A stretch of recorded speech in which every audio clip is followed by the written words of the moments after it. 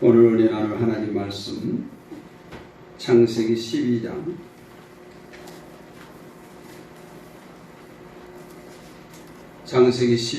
10절로 20절 말씀까지 한 절씩 기도하겠습니다.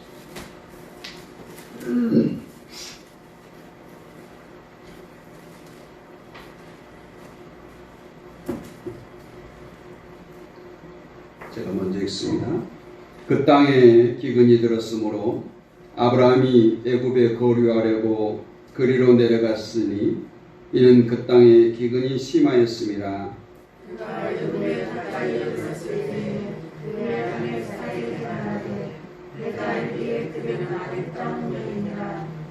애굽 사람이 그대를 볼 때에 이르기를 이는 그의 아내라 하여 나는 죽이고 그대는 살리리니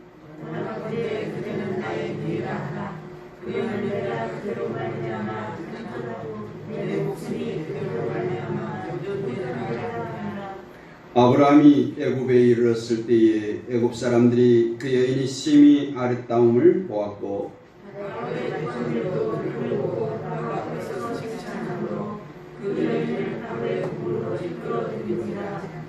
이에 바로가 그로 말미암아 아브라함을 후대함으로 아브라함이 양과 소와 노비와 암수 나귀와 낙타를 얻었더라.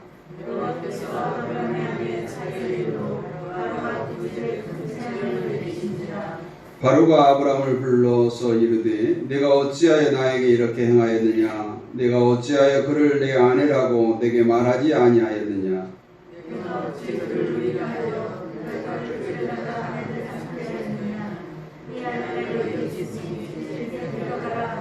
같이 읽습니다. 바로가 사람들에게 그의 일을 명하니 그들이 그와 함께 그의 아내와 그의 모든 소유를 보내었더라. 아멘. 할렐루야.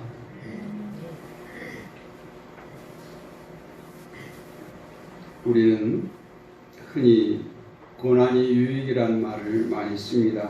시편에서 또 사도 바울의 고백을 통해서 우리들이 고난이 닥칠 때 그 고난 속에서는 반드시 하나님의 은혜가 있을 거고 하나님의 뜻을 깨닫게 되는 유익함이 있기 때문에 그렇게 말합니다.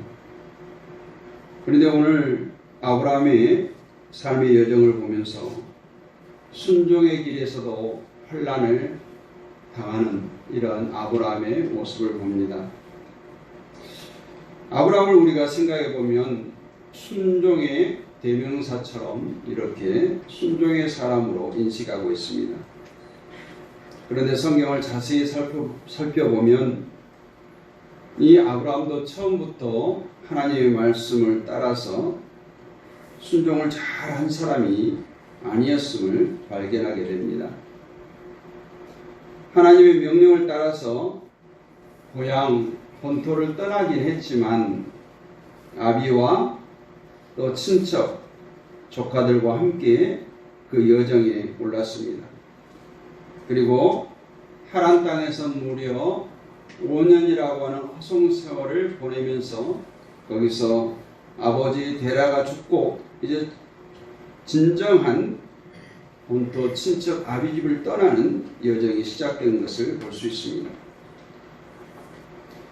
아브라함은 가나안 땅으로 들어오게 되었습니다. 세겜과 베델에서 하나님께 단을 쌓음으로 다시금 하나님과 교제하는 축복을 누리게 됩니다.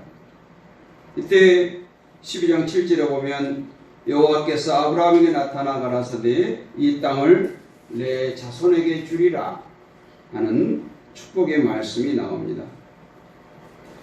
하지만 이 같은 하나님의 약속의 말씀에 대해서도 아브라함은 처음부터 완전한 믿음을 보여주지 못했습니다. 순종의 사람 아브라함은 처음에는 이처럼 불완전한 순종이었지만 시간이 지나면 지날수록 점점 하나님의 뜻에 가까워지는 순종의 사람으로 변화되는 것을 볼 수 있습니다. 이처럼 하나님께서 아브라함을 순종과 믿음의 사람으로 성장시키기 위해서 하나의 방법을 사용하시는데 그것은 바로 환난이라고 하는 어려움을 주신다는 거예요. 하나님께서는 환난이라는 인생의 힘든 과정을 통해서 아브라함을 순종과 믿음의 대명사로 세워가십니다. 그러면 아브라함이 가나안 땅에서 만난 환난을 무엇이었는가? 오늘 10절은 이렇게 소개하고 있습니다. 그 땅에 기근이 있으므로 아브라함이 애굽에 기거하기를 원해서 그리로 내려갔다. 그 땅에 기근이 심했다. 이렇게 말합니다. 이 말씀처럼 아브라함이 하나님의 뜻을 쫓아서 갔으나 그 가나안 땅에 극심한 기근이 임하게 되었습니다. 아마 이때 아브라함은 자신이 과거에 살았던 고향을 그리워했을 겁니다. 그곳에서 친척들과 기름진 음식도 많고 편안하게 먹고 쉴 수 있는 좋은 집을 그리워했을 겁니다. 아브라함의 마음속에 괜히 하나님의 명령 순종해서 이곳으로 왔다가 애매한 고난과 환난을 당하고 있다고 불신앙적인 생각을 했을 겁니다. 이러한 인간적인 생각을 하다가 마침 아브라함은 먹을 것이 풍성한 애굽 땅으로 내려갈 것을 결심하게 됩니다. 그래서 아브라함은 아내 사라와 함께 애굽으로 내려갔습니다. 근데 문제는 애굽에 가까이 갈 때에 아브라함 자신의 신변에 위협을 느끼게 된 거예요.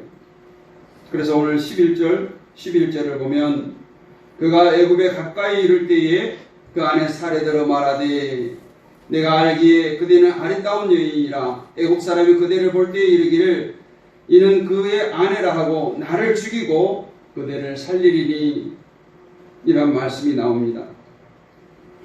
아브라함 미모가 출중한 아내 사레로 말미암아 자신의 목숨을 애굽 사람에게 뺏길지 모른다고 하는 불안감에 사로잡혔습니다. 그로 인해서 아브라함은 인간적인 꾀를 생각해 낸 것이 오늘 13절이에요. 그대는 나의 누이라 하라. 그리하면 내가 그대로 인하여서 안전하고 내 목숨이 그대로 인하여 보존하겠노라. 순종과 믿음의 대명사, 축복의 대명사인 아브라함이 여기서 그야말로 하나님의 뜻과 전혀 먼 그런 잔머리의 대명사로 등장하고 있습니다. 자신의 목숨을 살리기 위해서 하나밖에 없는 아내 사레를 애국 사람들에게 누이라고 소개를 하자 하는 거예요. 여기서 아브라함은 큰 죄를 범했습니다. 물론 아브라함과 사레는 원래 사촌간이죠. 그러나 지금은 하나의 가정을 이루고 있는 남편과 아내라는 부부임을 생각해 볼 때 아브라함은 하나님 앞에서 정당하지 못한 죄를 범하게 됩니다. 이 위기의 순간에 아브라함이 믿음을 가졌다면 어떻게 행동을 했을까요? 만약에 아브라함의 마음속에 하나님의 약속을 확실히 붙드는 믿음이 있었다고 한다면 하나님께서 나에게 이 땅에 내 자손을 주리라고 약속을 분명히 하셨기에 나는 여기서 굶어 죽는 한이 있더라도 절대로 이 약속의 땅을 떠나지 않으리라. 하나님께서 언젠가는 이 기근의 위험으로부터 나를 건져내 주리라. 이러한 믿음으로 애굽을 향해 떠나지 않았을 것입니다. 애굽을 향해 갔지 않았더라면 아내를 누이라고 팔아먹는 이 엄청난 죄악을 범하지도 않았을 것입니다. 그러나 아브라함에게는 그런 믿음이 없었어요. 어떠한 상황 속에서도 하나님을 굳게 붙잡을 수 있는 믿음의 수준까지 아직 오르지 못했다는 것입니다. 따라서 우리는 이 같은 아브라함의 모습을 통해서 그의 믿음이 아직까지 큰 믿음이 아니었다는 것을 발견하게 됩니다. 우리는 성경을 읽을 때 항상 머릿속에 생각해야 되는 것이 있습니다. 애굽으로 가는 것은 언제나 세상을 향해서 간다는 진리를 깨달아야 된다는 거예요. 애굽은 불신앙의 세계예요. 애굽은 자신의 힘, 자신의 욕심을 따라서 살아가는 것이 바로 애굽입니다. 그렇기 때문에 이사야 31장 1절에서 뭐라고 말씀하나요? 도움을 구하러 애굽으로 내려가는 자들은 화 있을진저 그들은 말을 의뢰하여 병거의 많음과 마병의 심히 강함을 의지하고 이스라엘의 거룩하신 자를 앙모치 아니하며 여호와를 구하지 아니한다고 했습니다. 우리가 흔들리지 않은 굳센 믿음을 소유하고 이 세상을 살아간다고 할지라도 필연적으로 아브라함에게 임했던 환난은 우리에게도 동일하게 닥칠 수 있다라는 것입니다. 왜냐하면 하나님의 명령에 순종해서 본토 친척 아비유를 떠나서 가나안 땅으로 갔는데 아브라함의 그 삶의 현장은 젖과 꿀이 흐르는 그러한 삶이 아니라 기근이 환난이 다가왔던 것입니다. 오늘 말씀을 통해서 우리도 깨닫기를 원합니다. 인본주의의 결정은 망하는 길이요 사망의 길이라는 것이 우리가 요나서를 통해서 잘 알지 않습니까? 하나님의 명령에 불순종해서 다시스로 도망치려고 했던 요나는 결국 물고기 뱃속에 장사 지낸 바가 되었습니다. 이처럼 인간의 선택, 인본주의의 결정은 망하는 길입니다. 우리에게 어려움이 다가오게 되었을 때, 두 가지 기류가 놓였을 때 우리가 깨달아야 됩니다. 하나는 비록 내가 어려움을 당하고 있지만 지금까지 내가 하나님 명령에 순종하여 살아왔으니 이번에도 반드시 이 위기 가운데서도 하나님께서 나와 함께 하시리라는 믿음으로 하나님의 편에서 신본주의적 결정을 하는 자세예요. 반면에 또 다른 하나는 지금까지 내가 하나님을 믿고 살아와도 아무 소용이 없고 이렇게 어려움을 당하게 되었으니 앞으로는 나의 지식과 나의 수단과 나의 방법으로 살아보리라. 이런 인본주의적 결정을 하며 살아가는 자세예요. 지금 아브라함의 입장에서는 극심한 기근이 와도 하나님의 약속을 끝까지 신뢰하고 가나안에 남아있겠노라고 결정하는 것은 신본주의적 자세입니다.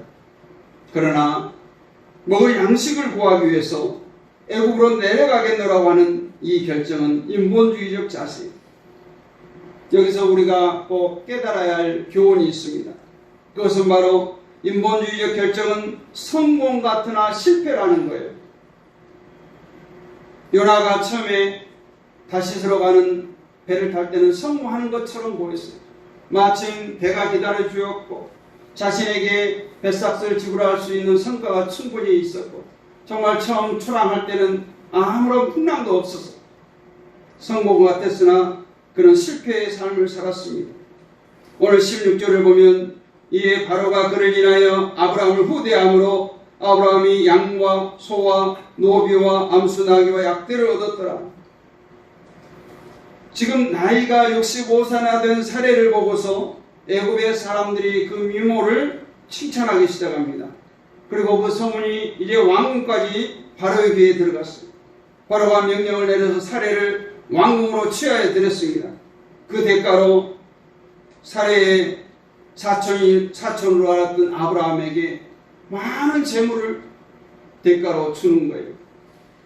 여러분, 이것이 아브라함의 마음에 참다운 기쁨, 참다운 즐거움이 되었을까요? 이 재물은 아브라함에게 있어서 어찌 보면 수치와 치욕의 재물이 되었을 것입니다. 그리고 그 아브라함의 마음속에 이러한 방법은 다시는 이러한 재물을 얻지 않겠노라고 작정했을 것입니다.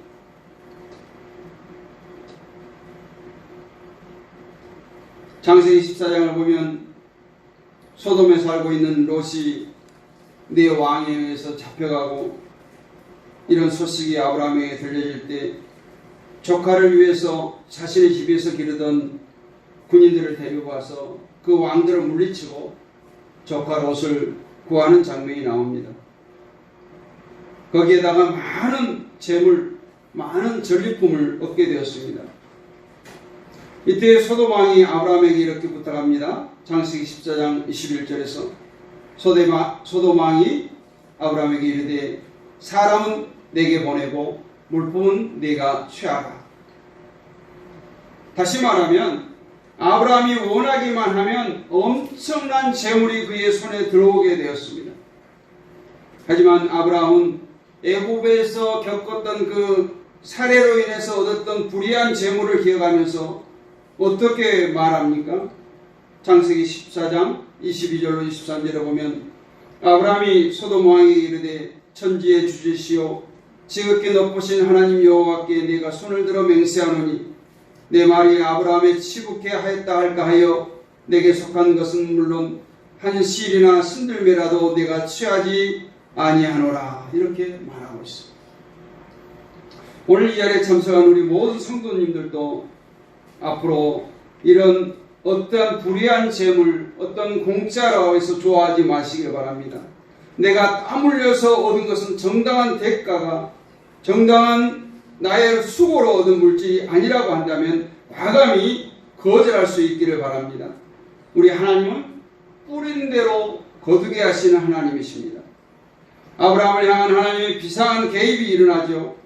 이제 아브라함은 애굽에서 죽지도 않았고 아내 사레도 바로에게 빼앗기지도 않는 하나님께서 그 상황 가운데 비상 섭리를 하신다는 거예요. 과연 그 이유가 뭘까요?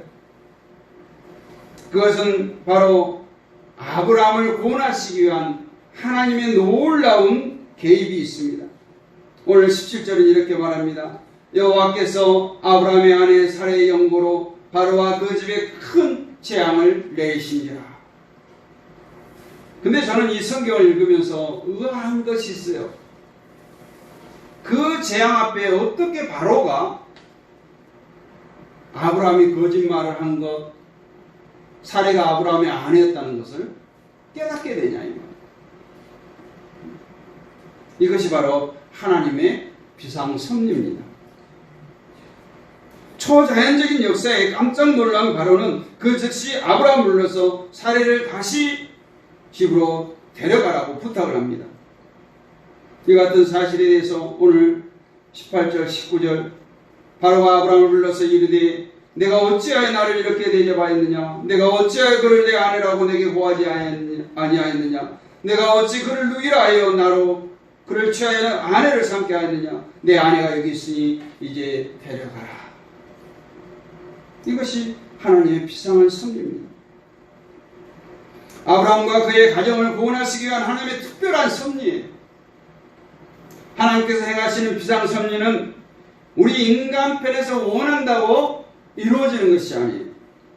이 비상 섭리는 하나님께서 전적으로 행하시는 하나님의 주권에 속해 있습니다. 하나님께서 원하시면 비상 섭리는 반드시 나타납니다. 그러나 하나님께서 원하지 아니하시면 우리가 아무리 원한다고 해도 이런 비상 섭리는 결코 나타나지 않습니다. 그러므로 우리 믿음의 신앙생활을 함에 있어서 날마다 하나님의 비상 섭리를 기대하는 것은 바람직하지 않다. 오늘 깨달을 수 있어요. 하나님의 비상 섭리는 우리 일생에 있어서 만화에 한두 번 일어난 특별한 섭리입니다. 예를 들면 시험을 앞둔 수험생이 하나님께 기도하기 시작합니다. 하나님, 제가 연필만 걸리면 정답이 나오게 해주세요. 이런 비상섭리를 지금 선포해 주세요. 이렇게 기도합니다. 이것은 올바른 신앙 자세가 아니죠. 하나님의 능력을 시험하는 무례한 행동입니다. 수험생의 올바른 자세는 열심히 공부하는 것이에요. 그리고 이렇게 기도하는 것입니다. 하나님, 제가 그동안 최선을 다해서 공부했습니다. 그 공부했던 내용들이 잘 생각나게 하시고 실수하지 않게 하시고 오늘 시험을 잘 치르게 해달라고 기도하는 거예요. 이것이 올바른 수험생의 자세입니다. 여러분, 오늘도 여러분의 각자의 삶의 자리에서 최선을 다해서 살아가시기를 바랍니다. 하나님의 비상섭리는 날마다 우리 삶 속에 이루어지는 것이 아니라 하나님께서 선택하신 믿음의 사람들을 통해서 구원의 역사를 완성해 가시는 그분의 특별한 섭리라는 사실을 깨닫기 바랍니다. 우리는 여기서 만약에 아브라함을 향한 하나님의 비상 섭리가 없었다고 한다면 아브라함은 어떻게 되었을까 하는 거예요. 오늘 하나님께서 바로에게 이러한 나타나지 않았다면 아마 사례는 틀림없이 바로의 후궁이 되었을 겁니다. 호화로운 왕궁에서 바로의 총애를 받으면서 물질적으로 매우 풍요로운 삶을 살았을 거예요. 그러나 그러한 사례의 마음속에 과연 참다운 기쁨과 평안이 있었을까요? 사랑하는 남편 아브라함을 잃은 슬픔과 아픔으로 인해서 사례의 마음은 평생토록 슬픔과 고통 속에 살아갔을 겁니다. 아브라함 인생도 평안하지 않았을 거예요. 그 역시 사랑하는 아내를 빼앗긴 자신의 무능력을 탄식하면서 참으로 비참한 인생을 살다가 생을 마감하고 말았을 것입니다. 그러기에 아브라함을 향한 하나님의 비상 섭리가 없었다고 한다면 애굽으로 내려간 아브라함은 패가망신하고 성경의 역사는 완전히 달라졌을 것입니다. 이처럼 인간의 생각이 더해진 인본주의적인 결정은 반드시 실패와 사망의 결과를 초래한다는 진리를 명심하시기를 원합니다.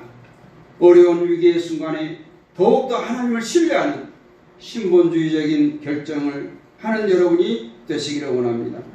오늘 이 시간에 선포되어진 하나님 말씀 가운데 여러분이 꼭 기억해야 할 진리는 바로 인생의 환란이 다가오면 다가올수록 절대로 믿음의 자리를 떠나지 말라는 것입니다. 하나님께서 약속하신 가나안 땅에 끝까지 남아있어야 합니다. 아무리 애굽이 풍요롭고 기름진 음식들이 차고 넘친다고 할지라도 우리 믿음의 성도들은 하나님의 약속의 말씀을 꼭 붙잡는 가운데 가나안 땅에서 그 믿음의 자리를 영원히 지키도록 해야 될 줄로 믿습니다. 그럼 하나님께서 왜 아브라함에게 환란을 주셨을까요? 여기는 두 가지 영적인 이유가 있는데, 첫째는 환란이 아브라함에게 복을 주는 첩경이기 때문에 그렇습니다. 하나님께서는 우리 성도들에게도 때로는 어려움을 주시고 또 고난을 주십니다. 그 목적이 바로 복을 주기 위함이라. 그러므로 우리 믿음의 성도는 어려움에 처해도 절망할 필요가 없습니다. 대신에 하나님께서 이 환난을 통해서 나에게 어떠한 복을 주시려 하는가 믿음을 갖고 인내하면서 기다리는 자세가 필요합니다. 만약에 아브라함이 가나안 땅에 끝까지 머물렀다고 한다면 오늘 애굽에 내려간 아브라함과 사레 그리고 바로에게 비상섭리를 선포해서 개입하셨던 하나님께서 어찌 가나안 땅에 남아서 기근을 맞이하는 아브라함에게 나 모른 채 하겠느냐 이거예요. 하나님은 분명히 아브라함이 그 가정을 통해서 이스라엘이라고 하는 큰 민족을 이루어 주셨을 겁니다. 하지만 그 당시 아브라함은 하나님을 전적으로 신뢰하지 못했습니다. 그 결과 하나님의 놀라운 기적을 후대의 사람인 엘리야가 경험하게 됩니다. 열왕기상 17장을 보시면 엘리야가 등장하죠. 아합의 눈을 피해서 요단 앞 그리시네가에 숨어있는 엘리야를 위해서 하나님께서는 아침과 저녁으로 까마귀를 통해서 떡과 고기를 공급해 줍니다. 동일한 거예요. 엘리야도 똑같이 기근을 당했어요. 그러나 엘리야는 자신의 선택으로 그 기근을 모면하고자 어디론가 떠나지 않았어요. 하나님의 명령을 그대로 순종했더니 까마귀를 통해서도 먹을 것을 공급해 주셨다는 거예요. 만약에 아브라함이 그 가나안 땅에 머물러 있었더라면 오늘 엘리야가 경험했던 이 축복을 아브라함이 먼저 경험했을 거라는 것을 오늘 성경을 통해서 알 수가 있습니다. 오늘 우리는 두 번째 환난을 통해서 아브라함의 자아를 깨뜨리기 원하신다는 거예요. 인간에게서 제일 힘든 것이 바로 자아를 깨뜨리는 겁니다. 마태복음 8장 34절 말씀에 예수님께서도 무리와 제자들을 불러 이르시되 아무든지 나를 따라오려거든 자기를 부인하고 십자가를 지고 나를 쫓을 것이니라 했습니다. 자기를 부인하는 것, 우리가 예수 그리스도를 온전히 따르고 맡겨주신 사명을 충성스럽게 감당하기 위해서는 먼저 자기 부인이 있어야 된다는 거예요. 자아가 강한 사람은 결코 주의 일을 할 수가 없습니다. 자아가 강한 사람은 많은 사람들에게 상처를 줄 수가 있습니다. 자아가 강한 사람은 만나는 사람마다 문제를 일으킵니다. 공동체를 화평케 하는 피스메이커가 아니라 트러블 메이커가 될 수 있다는 거예요. 예를 들면 한 가정에서 부부싸움이 일어나죠. 왜 일어납니까? 자신의 주장이 강하기 때문에 그러는 거예요. 서로 대적받기를 원하고 서로 섬기지 않기 때문에 일어납니다. 이 자기 부인이라는 게 어떤 거예요? 하나님 일보다 자기 생명을 더 소중하게 생각하는 사람은 결코 하나님의 일을 할 수가 없어요. 믿음의 사람이 될 수가 없습니다. 절대로 유효한 신앙의 반열에 올라설 수가 없습니다. 그러므로 하나님께서 이 환난을 통해서 아브라함의 마음속에 남아있는 그 자아를 철저하게 깨뜨리기 원했습니다. 하나님께서는 아브라함이라는 한 사람을 오직 하나님만 바라고 하나님만 의지하는 믿음의 사람으로 환난을 통해서 변화시켜가고 있어요. 이것이 바로 하나님께서 아브라함에게 환난을 주신 목적, 환난을 주신 이유였습니다. 오늘날 믿음을 지키기 위해서 몸부림치고 있는 우리들도 마찬가지입니다. 하나님께서 우리들로 하여금 어떠한 상황 속에서도 흔들리지 않는 믿음을 갖고 하나님만 의지할 수 있도록 환난을 통해서 연단시키고 계신다는 진리를 깨닫고 믿으시기를 원합니다. 가나안 땅을 떠나서 애굽으로 내려간 아브라함을 구원하기 위해서 비상섭리로 인도하신 하나님께서 오늘날도 사랑하는 믿음의 자녀들을 보호하시고 지켜주시기 위해서 특별한 섭리를 베풀어 주실 줄로 믿습니다. 그렇다고 해서 너무 자주 하나님의 비상섭리를 기대하지 마시기를 원합니다. 왜냐하면 우리 믿음의 성도는 최우선적으로 하나님의 정상적인 섭리 안에서 살아갈 때가 가장 행복하고 하나님이 기뻐하신다는 사실을 기억하시길 원합니다.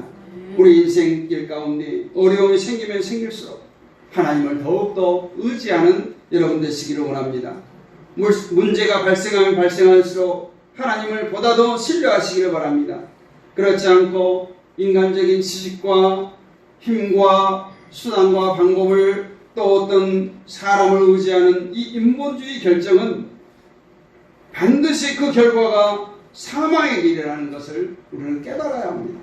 오늘 본문에 등장하는 아브라함처럼 잠깐의 환난을 피하기 위해서 애굽으로 내려갔다가 정말 큰 환난을 당하는, 더 큰 환난을 당하는 어리석은 인생을 살지 마시고 하나님의 약속의 말씀을 끝까지 꼭 붙들고 아무리 인생의 어려운 순간이 우리에게 닥쳐온다고 할지라도 그 믿음의 자리를 꼭 지키시기를 원합니다.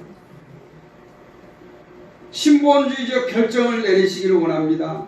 무릎 꿇고 간절히 기도하는 자에게 아브라함을 구원하신 하나님의 역사와 기적이 동일하게 임하게 되기를 예수 그리스도의 이름으로 간절히 축원을 드립니다.